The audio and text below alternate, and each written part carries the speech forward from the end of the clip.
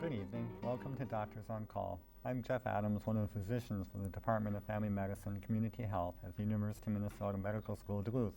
I'll be the host to your program tonight on orthopedics and foot problems.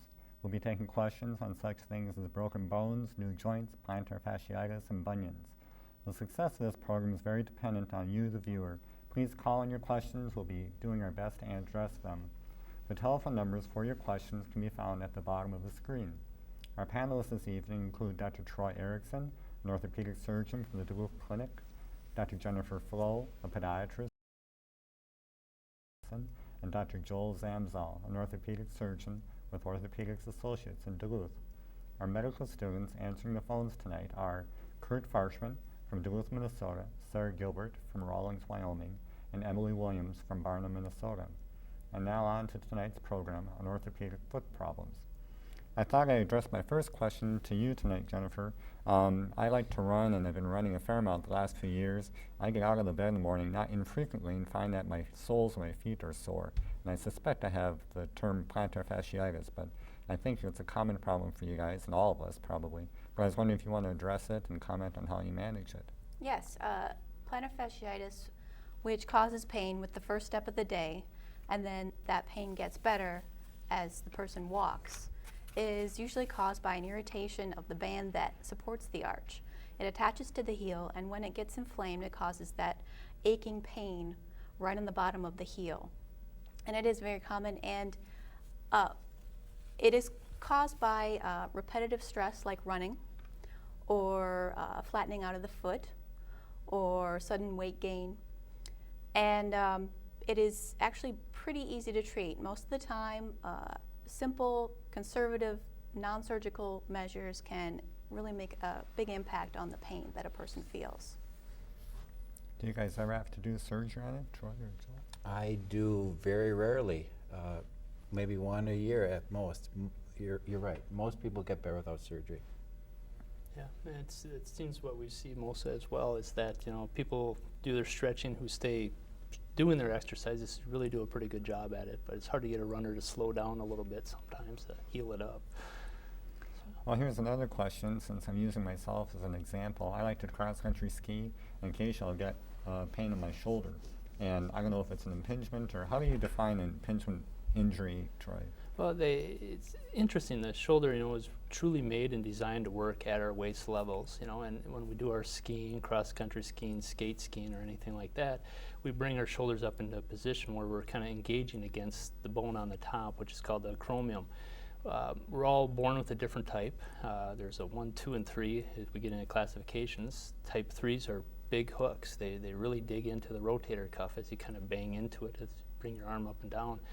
But most of us have type 2s, and the problem is as you keep bringing your arm up and you smack into that hook on it, it starts wearing a little, well, I should say it causes tendonitis or a wear into that rotator cuff, and you start having more and more troubles with it, and you find yourself waking up at night, hard to sleep on it, and struggle with it.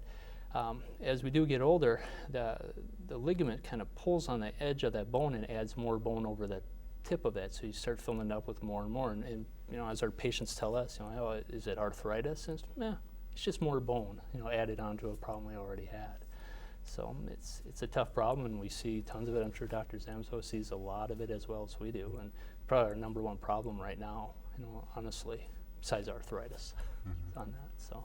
Are you guys surgically correcting those usually? Yeah, for impingement syndrome, we'll start with physical therapy to strengthen the rotator cuff. We'll do subacromial injections, and typically if people fail non-operative care with 2 or 3 injections, then we'll offer them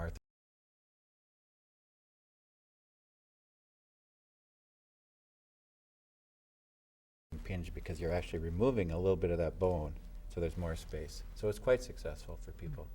And they can go back to skiing, whatever else they want to do. Usually, yes. Well, continuing waiting for some calls in, so please call if you have a chance. But another question for you. I like to downhill ski, and I was taking down the wrong run one time years ago, and I had a knee the size of a basketball. And ever since then, every once in a while it swells up. How do you guys approach people that come in with these basketball knees but are able to walk? It's interesting. It's usually what's the event that causes it. What's the initial trauma that causes this injury to it. You start out with conservative measures. Twisting injury, it swells up. Did it swell up 24 hours later, or did it swell up immediately? Let's say you crash, you got hit by that snowboarder that come down behind you, and your knee swells up within that first 1 to 2 hours. We're more concerned about ACL tears, which leads to instability and more problems. It's the knee that swells up. You kind of get through your day. The next morning you wake up as a big swollen knee. Now you're like, oh, we maybe have meniscal problem here. So we try the conservative measures: rest, ice, offload it a little bit. And as you work through some of your home therapy, you may have to do some physical therapy. But if you start getting catching episodes, it's locking up on you, you're really starting to feel unstable on it, we move forward, of course, with the X-ray and then maybe to an MRI, because it's probably leading more towards a meniscal tear. And those meniscal tears are like a pebble in your shoe. It's catching all the time and causing this inflammation that goes on in the knee. And then, there's injections that will calm it down a little bit, but the mechanical problem needs to be addressed, and we usually end up doing arthroscopy for that. So, but it's a nice procedure to do. You feel good if it's just a meniscus versus arthritis. Right. Well, I have a question for you. Fortunately, I haven't had the problem yet, but I've seen a number of people with ingrown toenails and stuff like that. And if you want to comment on that and tell people how to prevent it, that'd be a public service. Yes. Ingrown toenails very often are caused by a person cuts their toenail and they leave a jagged edge at the side, and as that toenail grows out, that jagged edge catches in the flesh, or it's a tight shoe that causes the edge of the nail to grow uncomfortably into the skin. And one of the best ways to prevent it is to wear shoes that are the right size and the right width. And the other way is to make sure you don't leave any jagged edges when you do trim your toenails. Trim them somewhat straight across if you can, and if you can't, if you have any trouble trimming your nails due to difficulty to get it bending down to reach your feet, if you have arthritis or difficulty handling the clipper, go and see somebody and have them clip your nails for you. I have a question for you, Joel. One of the patients that called in said that they had a frozen foot, that they had had their ankle bones fused from probably a prior fracture. And you're wondering, is there any improvement out there now for people that have these ankle fractures been fused in the past? Well, if the ankle has been fused and is functioning well, we would say don't do any more to it, because that's a good result. Mm-hmm. Because a fusion to an ankle will typically take the pain away. There are some patients that benefit from ankle replacements. That is an improvement. Although, if I still have a young or active patient, I think a fusion would be over the long term far superior. It's a rare patient that probably should have an ankle replacement. Okay. Are they doing them nowadays? Or? Yes, some. But again, it's interesting. The history of them was that in the 1980s they weren't very good, and they failed at the high rate. And now with newer implants, they seem to be working better. But again, you have to look at patients very carefully. And I still think that the younger, more active patients that might be more likely to need it would probably do better long-term with a fusion. Okay. I have one probably for a combination of you two. Patient says that when they're walking, they feel like there's a marble kind of between their second toe underneath on the ball of their feet.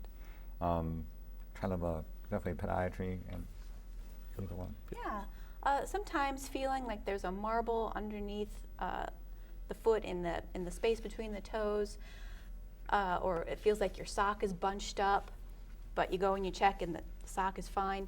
Sometimes that can be a swollen, irritated nerve called a neuroma. Sometimes it's a prominent bone on the bottom of the foot.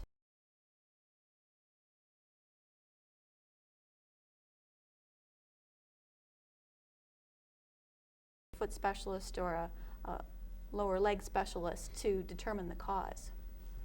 Okay. Troy, one other question for you in terms of shoulders. We talked about the impingement. How about like tendonitis? how does that differ if a patient comes in with tendinitis? What would be Well, presented? tendinitis is more an acute setting. It really does follow with the impingement syndrome. Something usually triggers it. They might be out raking. It's some type of an activity where they've been bringing that arm up. Maybe they water ski when they haven't water skied for a while, or pushing off different things. But the tendinitis usually comes from the same problem, where it's catching underneath the acromion or at the AC joint itself, and so it's an irritation. It's you think of that acromion, and that rotator cuff keeps gliding back and forth, the supraspinatus, but the rotator cuff, and that flares up that area. The bursa generates more fluid, and then you get this pain that becomes that tendinitis, and long-standing can become a tendinosis over time too. So they in the tendinitis pattern. Okay. Well, I have another question. This is kind of humorous in a way. Ever since I got rid of my old tennis shoes, I haven't had this problem. From a person complaining of really chronically smelly feet, which is probably not that uncommon. How would you deal with that? Well, I would try to get some background.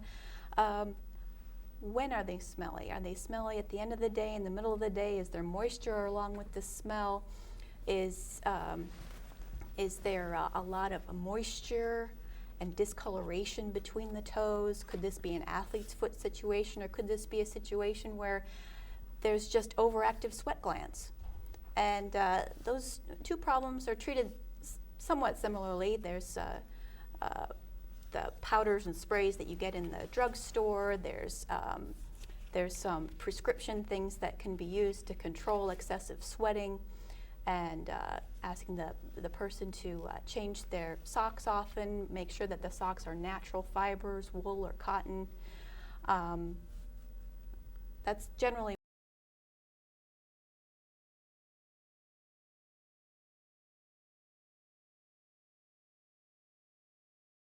of both bones in her forearm, about halfway down. And she's still saying that she's got pain from it now, and it's healed, I presume, and she's got persistent pain. How would you approach someone that has kind of persisting pain from a fracture? Well, certainly you need to keep following with the orthopedic surgeon as far as getting x-rays and making sure it's healed, because not all fractures do, and a fracture that doesn't heal would be a non-union.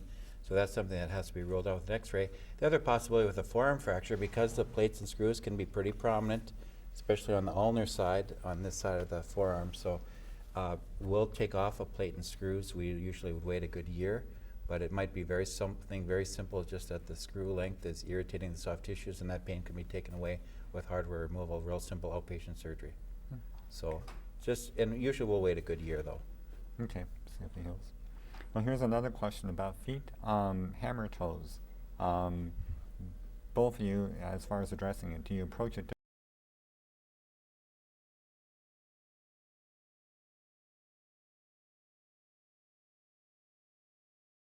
shoe modification, different types of treatment like that to really stay away from having to do too much surgery? But if you start running into, and as you'll be able to comment on more, you're getting these big corns, you're starting to get breakdown of the skin over the top, where you can lead to these infections and other problems. And going back to that one patient that has a stinky foot, let's say, well, it's a warm, moist area. It'll grow bacteria well. You don't want any sores down there. So the surgical part, which you do a lot more of than we do, or than I do, you comment on that part of it, but we sure try to do as much conservative as possible.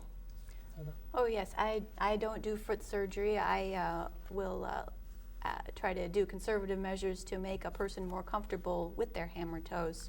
For instance, getting a shoe that has a lot of room in it so that the shoes don't squeeze on your hammer toes and make them very painful or cause calluses or sores. And then if the pain persists, if it's just too uncomfortable, then we'll say maybe you should see a foot surgeon. Okay. Well, moving around to the body, we'll go back to the knee. And if someone comes in and this person says that they were probably diagnosed with runner's knee, and you're wondering how that differs from an arthritic knee, is that something that would be surgically recommended, something to be done? Well, I don't know when they say runner's knee exactly what term they're using. I would think they're talking about a tendinitis. Most people will develop arthritis in their knee as we go through a normal part of life, but I think when they use that term, people would say, well, a common thing runners get is an IT band friction syndrome, which would be pain right on the outside. That's a tendonitis. I see that quite a bit in marathon runners, people who are really high use athletes. So stretching, anti-inflammatories. Sometimes we'll give cortisone injections. I'll never forget one of the first marathon runners I had that was running out in Boston to the Boston Marathon, a high-level runner. She came in about 2 days before her marathon for an injection just so she could get through her race, and that's a very reasonable thing to do for people. So that would typically be more of a tendonitis. Okay. Here's a question for you, Troy. Someone must have operation on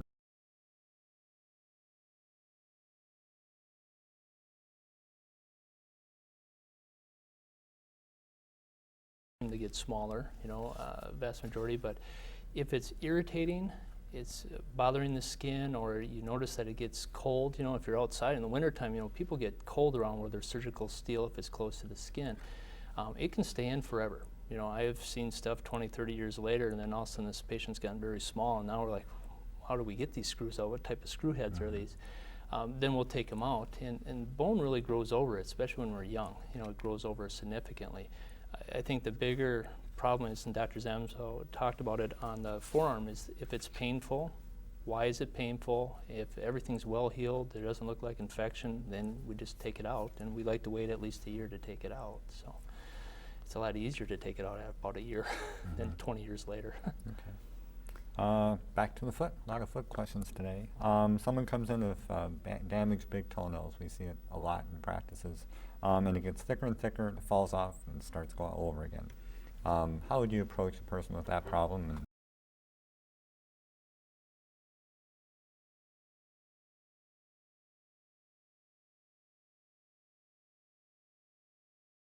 When it damages what we call the matrix, which is where the nail grows from underneath the skin. And that can cause a very thick toenail, and the toenail is separate from the bed of the nail, which is where your nail attaches to, and you can kind of see the pink bed of the nail underneath. And it grows out, falls off. If it's very thick and uncomfortable, I would say keep it trimmed, keep it filed, have somebody else file it for you. And if they are very uncomfortable with it and don't want to deal with it constantly growing and then falling off, then there are procedures that can be done to stop the growth altogether. Back up to the hip. Fellow's complaining that he's got hip pain. He's been told he has arthritis in it. When should I have surgery? Well, if a patient's health is good, that's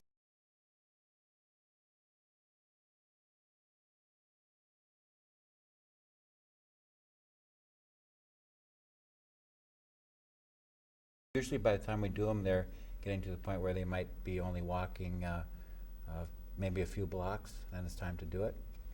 And it will typically reliably take their pain away. So it's primarily on the basis of pain. We would not do them unless a patient is painful enough to do them, but usually that plus looking at their x-rays, you can tell when the time has come. And ultimately, although we'll see some people limp around for a long time, the patient ultimately will really kind of feel they've had enough. And that's kind of a good judge, is when the patient's ready. Okay, so patient determined. Very much so, as long as the x-rays correlate with that. Okay. Another one for you, Troy. Oh, go ahead, Troy. I was going to say, isn't it interesting? A lot of times that patient will be their significant other that brings them in because they're so restless at night. They're That's hurting, true. and it's That's true. the other person. And in fact, as you see patients over the years, you know the time has come because the patient will come in with their spouse or significant other, and now they want to hear the preoperative consultation. And so as you open the door, you know the time has come because now there's another person involved with it, that discussion. That's true. Troy, one for you. Back, a runner complaining of a stress fracture of a metatarsal, one of the forefoot bones. What do you recommend to runners that come in with what appears to be a fracture? The big thing is, we figure out, is it a mechanical problem or some of the other bones out of alignment that's causing it? Is it the shoe wear? There's a big difference in the type of shoe that they should wear, the amount of miles they're running on it. The hardest part about, if you figure it out and say, yeah, this is a stress fracture, is now they need to stay off of it. You can walk a little bit on it, but you got to offload this foot. And runners who put in lots of miles, daily miles, run all the time, it's just about impossible. And eventually they may end up going in for surgery, bone grafting, and all kinds of other things because they just won't stay off of it. And it's one of those injuries that you see at new military recruits, which is probably the big ones, and you see it through the feet, different shoe wear. They go into combat boots. Also see it move into the tibia as well as up into the hip in that age group too. But runners, we're seeing that, and we're seeing more into the hip, these stress fractures in female runners and different things. So we're trying to figure out what's going on. But for the foot, it's really, shoe wear seems to be the big thing, and the distances they're running and the terrain they're running on, I should say, too. They need to cross-train. Yes, that's the truth. Yeah. Absolutely. Bicycling, swimming, just get off the foot. Well, here's a vote for all three of you. How many of you guys like the idea of those real high stiletto heels where the women's toes go in? Would you recommend those to any woman out there? The old saying is they're the work of the devil. Yeah, that's Right. right. If you want to operate a lot, yes, they should wear them. They're terrible for the feet, but they also throw the body weight forward, and they double the force on the patellofemoral joint at the knee. Yes. So it's more than just the foot. So they're really, really bad, I guess. The work of the devil has been the old saying. That's true. Absolutely. How many bunions do you see because of those shoes now? Oh, so Unbelievable. many. So many. Well, talking about bunions, can you, maybe people don't know quite what they are.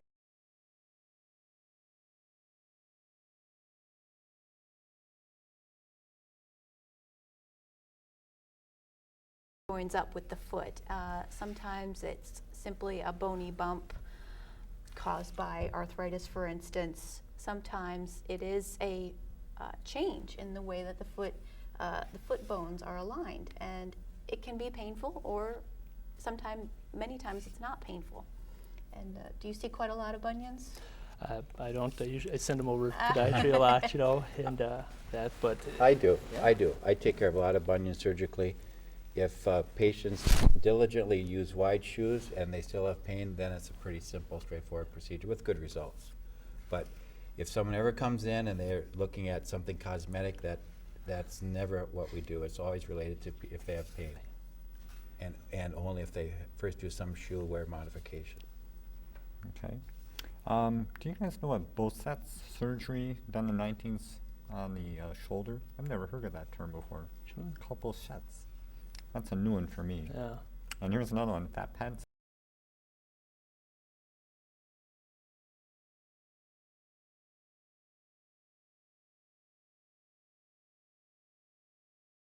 Age, that's a real common thing, that causes metatarsalgia. Also heel pain? Mm-hmm. Yep. And is heel pain different than plantar fasciitis? It can be. There are some things that mimic plantar fasciitis that you have to rule out before you diagnose it. Loss of fat pad can cause heel pain. A nerve entrapment along the side of the heel can cause heel pain. Stress fractures can cause heel pain. And so yes, heel pain has many different causes, and plantar fasciitis is unique to itself. How do you guys approach people that are playing basketball and they run down the court and they feel a pop in the back of their ankle? Classic for Achilles tendon rupture. Real common. The so-called weekend warrior, that 30, 40-year-old who doesn't stretch out enough, isn't probably in shape, but then tears the Achilles tendon. And probably for most young active people, will fix them surgically. And they do well.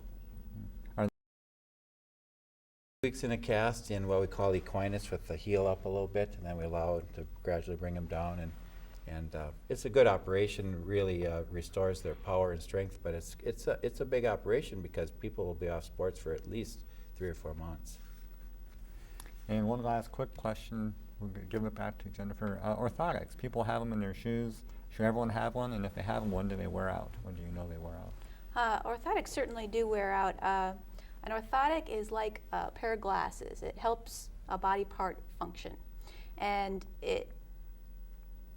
people who need orthotics generally have a lot of pain without them. For instance, plantar fasciitis can be treated with orthotics, sometimes quite successfully. People with flat feet who need support in their arch can sometimes need orthotics. Not everyone needs them.